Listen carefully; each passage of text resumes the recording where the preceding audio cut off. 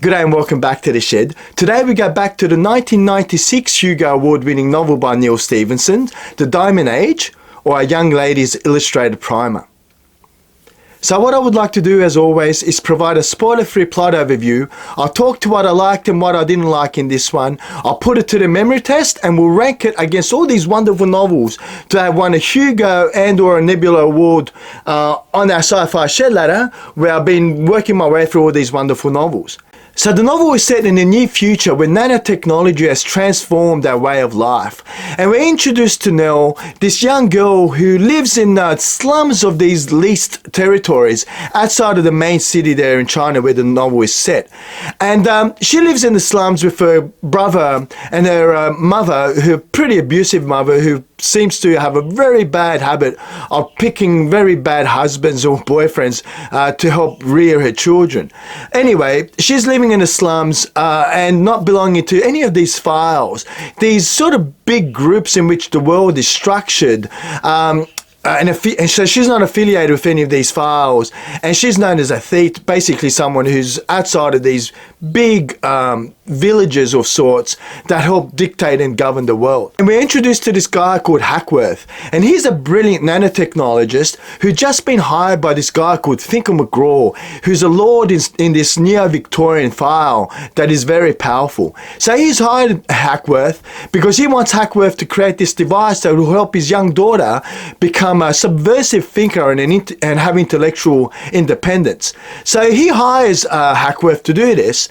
And Hackworth has a young daughter himself, and he thinks, well, if his daughter should have one, why shouldn't I? And he hires the services of this notorious underworld figure and this Dr. X, who also has an ulterior motive to fabricate or copy this young lady's illustrated primer so he could gift it to his own daughter. As he takes possession of this illustrated primer, he's mugged by none other than Neal's brother, and Neal's brother really loves his sister dearly, and he gifts this illustrated primer to Neal, and Neal instantly falls in love with this device and starts learning and working her way through some really interesting stories that appear to be in this illustrated primer, but also really equipping Neal with all the skills that she needs to learn and survive in this world. So it's really interesting how Neal Stephenson uses young Neal to look at class divide, to look at ethics of innovation, and how a young girl's imagination could challenge the status quo. And what an absolutely wonderful tale it is. So what is there to like in Neal Stephenson's The Diamond Age? For me, it would have to be the world itself, the world setting. I thought it was absolutely brilliant what Neal Stephenson's done here, because it has all the typical traits you'd expect to find in a cyberpunk novel, with the use of nanotechnology and some really interesting tech to build this really interesting future where nanotechnology sort of takes over our world and brings some really interesting possibilities to light, coupled with that steampunk type vibe that this one has, with these neo-Victorian files having these people dressed in top hats and long tail suits, and just absolutely fantastic, and blending that with some really interesting Confucius ideas that I thought was really interesting and a highlight for me in this one. The other thing I enjoyed was that coming-of-age story in what we find with young Neal as she takes to reading the young lady's illustrated primer. I thought it was absolutely brilliant. I really did enjoy that sort of fairy tale myth that portion of the novel lends itself to. I liked the way she was working through all these difficult challenges and how she could then later apply them to her real life. So I really enjoyed that part of the novel. It took me back to books like Samuel R. Delany with his novel, what was it called? The Einstein intersection. I almost forgot there. So it has a little bit of that quality where it's sometimes a little bit disjointed, but it also comes back together, which is also the third point I would like to make when it comes to the things I enjoyed, is that this novel sort of takes you places you don't expect to go. And I really enjoyed that. Like I said, at times you're reading this and it seems a little bit disjointed, but it all comes together in just an absolutely wonderful way. And it's got so many interesting ideas and concepts that when it comes comes to the ladder, it's going to be really interesting when I share my thoughts as to where this one will rank. So look, that seems to be a lot of positive praise, and it really is. I really enjoyed Neal Stephenson's The Diamond Age. It's an absolute classic. But what is there not to like in this one? And I sort of just alluded to that just now. It can be a little bit sporadic. It can be a little bit disjointed, especially towards the latter end of the novel. But what I really found is that that's one of the things, again, that it's interesting talking to it as one of my dislikes, because I think it's one of those things that does give you those jaw-dropping moments where the revelation is just brilliant, and I just love that about it.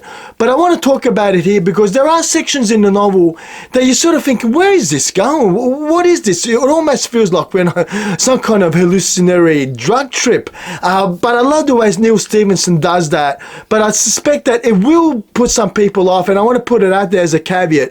It wasn't necessarily my experience, apart from the fact that at times I really did ask myself, where is this going? This is bizarre.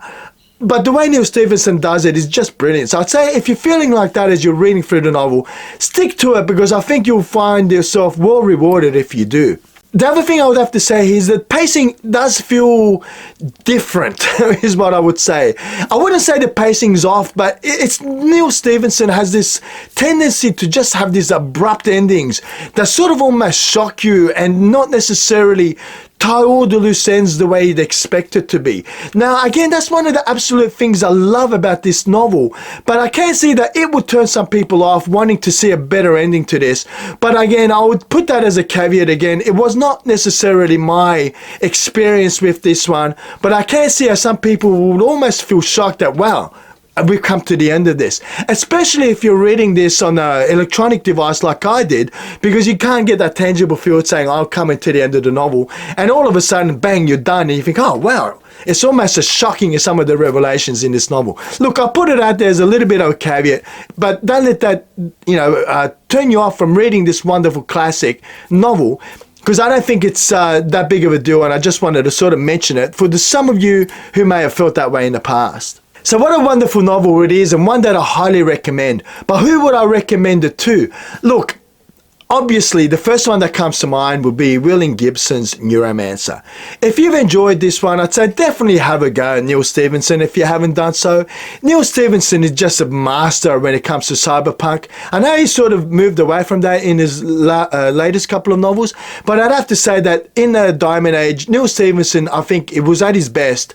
So I would have to say, if you've enjoyed Neuromancer, definitely have a go at the Diamond Age, and vice versa if you liked one or the other. And I don't have to also mention Snow Crash. Now, Snow Crash didn't win a Hugo or Nebula award, but I can't not recommend Snow Crash if you've enjoyed the Diamond Age, and vice versa, right? So I would have to say, have a look at the Snow Crash, because who doesn't like the Deliberator in Snow Crash? What an absolute classic novel that one is. And I'd say if you've liked the Diamond Age, definitely have a go at Snow Crash, and vice versa.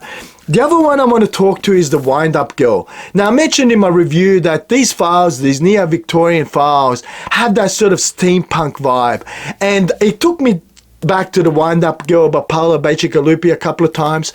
Very different novel. This talks more around environment revolution more than anything else. But I'd say if you've enjoyed Neal Stephenson's The Diamond Age, there'll be elements in the Paolo Bacigalupi novel, The Wind-Up Girl, that you will enjoy as well. It's a big, thick old novel, but one that is definitely worth a read, and I thought personally it was a well written novel as well. When it comes to coming of age novels, I mentioned that I really enjoyed that aspect of The Diamond Age by Neal Stephenson, but I'd say have a go at Alexei Panchin's The Rite of Passage, because this is a master when it comes to coming of age novels. It also takes you places you don't necessarily expect, and it's an absolutely must read novel. So there you have it. Wonderful novels. Wonderful novel is Neal Stephenson's The Diamond Age. We've got to rank it. It's going to be really interesting when I talk through my criteria that I've documented down below to see where this one ranks on this ever-growing ladder. So we're back to the shed ladder to rank today's Hugo Award-winning novel for '96, Neal Stephenson's The Diamond Age, or A Young Lady's Illustrated Primer. And on the A side of the board is where I think this one's going to land, so I'm not going to bother flipping the board, because on the top of the B side we have the rite of passage, which I mentioned in my recommendation sections, but I have no doubt, based on my criteria, that this is the better of the two novels. The other one to take a look at would be The Wind-Up Girl by Paolo Bacigalupi, because I also mentioned that one. And I'd have to say that this was a really interesting novel, well written, but there's no doubt in my mind that The Diamond Age is a better novel than what we found in The Wind-Up Girl. And when we look at novels like Red Mars and The Free Body Problem, interesting, fascinating concepts, but I still think that The Diamond Age did better not to make itself on the bottom end of the A side. Another good one to look at would be Neuromancer itself, because that's also an absolute classic and a genre-defining novel, and a wonderful novel, and it really had me confused as to, is Neal Stephenson's The Diamond Age a better novel than Neuromancer? And when I look at my criteria, and I'll go through it, because I've given Neal Stephenson The Diamond Age full marks when it comes to the concepts, and almost full marks when it comes to the execution. I just thought it was just brilliantly done. The other thing that I looked at was the characters. I gave it around about the same sort of points I gave Neuromancer when it comes to the characters. Just above average, but not necessarily the best. The writing, I'm going to give it to Neal Stephenson in this one. So it got slightly better marks than Neuromancer did the writing. And also for the ending. I think there were some, not necessarily issues with the ending in The Diamond Age. I loved it. But I've given it slightly better marks than what we had in Neuromancer. But where this one really got full marks was for the memory test. It really surprised me, honestly, to think that this one I read first time in '96, and this time around I could almost remember word for word. So it got some really good marks for the memory test, which I think it's going to warrant its place above Neuromancer. But then when we got novels like The Dispossessed and The Left Hand of Darkness, which are arguably better written novels than Neal Stephenson's The Diamond Age, I'm going to again give it to Neal Stephenson, because the first review that I did on this channel, The Left Hand of Darkness, I made a note that it's a great novel, The Left Hand of Darkness, but one that was unfortunately forgettable and didn't really pass the test of time, which was definitely not the case for The Diamond Age.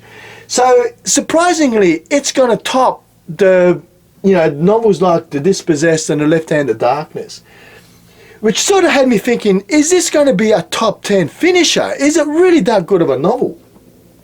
And at the moment, we got To Your Scattered Bodies Go there, bottoming out the top 10. And I was challenging myself, is this one going to displace one of my all-time favorite novels out of the top 10?